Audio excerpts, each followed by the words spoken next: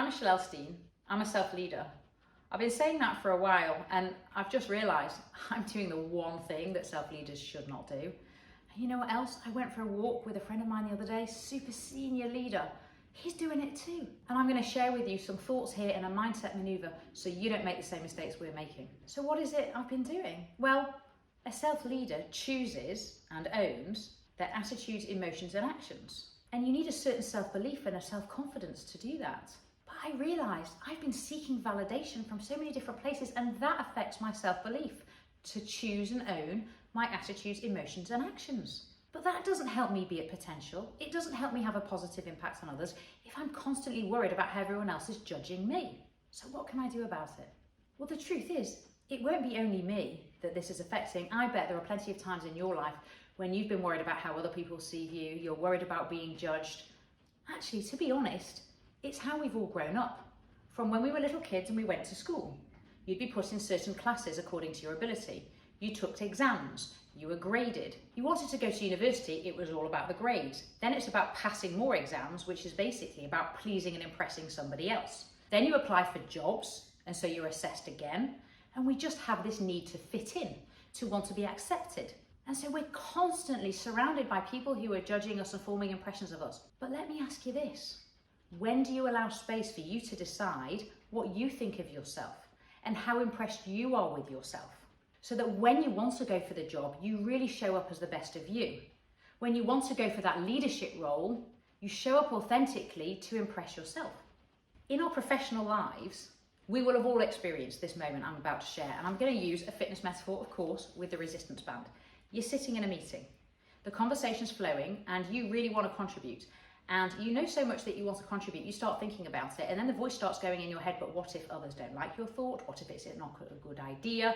And before you know it, your heart's racing, and you're tense, and you're sweating, and you're like ready to go, and you just blurt something out, and it comes out all gobbledygooky. We've all been there, of course we do.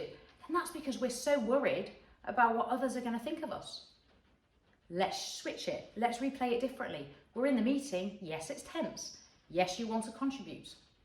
Breathe. Take the stretch. I'm going to offer my opinion if that's okay. Yes, it's okay. What's your opinion? You put it out there. Even if it wasn't the best opinion in the world, you found a way to take what was important to you and put it into the conversation.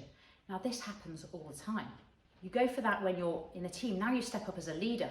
The pressures on leaders today, my goodness me, they are immense. And they keep changing constantly, and you are bombarded by research and articles and podcasts and all sorts of people telling you how you should be a leader. And you know what? We're going to take the resistance band and we're going to step on it. Because now as a leader, you're carrying the strain and the stretch of everybody else's expectations. And every day you get up and you keep trying to fight against it as you try to figure out your own way. And even though I'm quite strong and fit, I can tell you there's only so long I can handle the pressure of these resistance bands. There's only so long you can handle the pressure and intensity of expectations of others. At some point, you've got to let go. And my goodness me, does that feel good? So how do I let go? I have to choose to care how I feel about myself first. Not more than. Other people's perception is important, and there are times when I do need people to say, that was a good call, you made a good call there, you did a good job there. But let me give you a different example. I chose to run the marathon once. I did it hurt a lot. And I got to the finish line and I've been cheered all the way along and all sorts of thoughts going through my head. I'm like, my God, why have I done this? But I did, I got there, I had the determination to stick it out. And loads of people saying, well done, Michelle, that was brilliant, Michelle. But you know what? The best part was when I could come out of there and I can go, oh my God, I did a marathon. I did it. I chose it. I did it. And we do have those moments at work. Whether you're the leader or not, we're all self-leaders. There are moments that you know are important and you choose to show up. And you surround yourself by people who believe in you. You prepare. You have positive self-talk. You take away the negative self-talk. You don't allow other people to put stories in your head and cage you in and influence what you can and can't achieve. No, you let go of the bands. You step up and you show up to impress yourself first.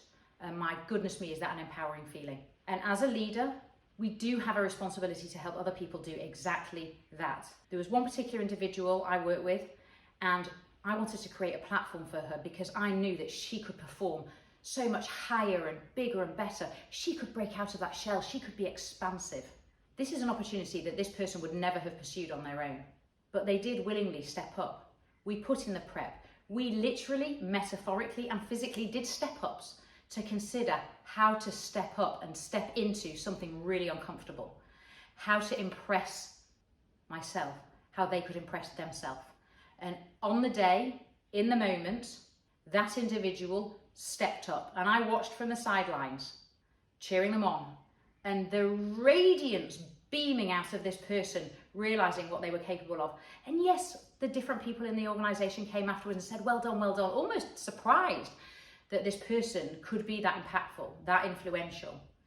But for me, the most powerful message here was the genuine way they were impressed by themselves. And afterwards, when we talked about it, and they went, I can't believe I just did that. It is a privilege to equip other people to step up. And so the mindset shift, what is the mindset shift we need to do? We need to impress ourselves first. Whenever you're stepping into something or something is important to you, choose to impress yourself before you impress others. It's an unbelievably empowering way to be a self-leader, to choose and own your attitudes, your emotions, and your actions, and be really proud of yourself. You don't have to smash it every time. You just have to impress yourself first. I believe in you, and I will see you next time.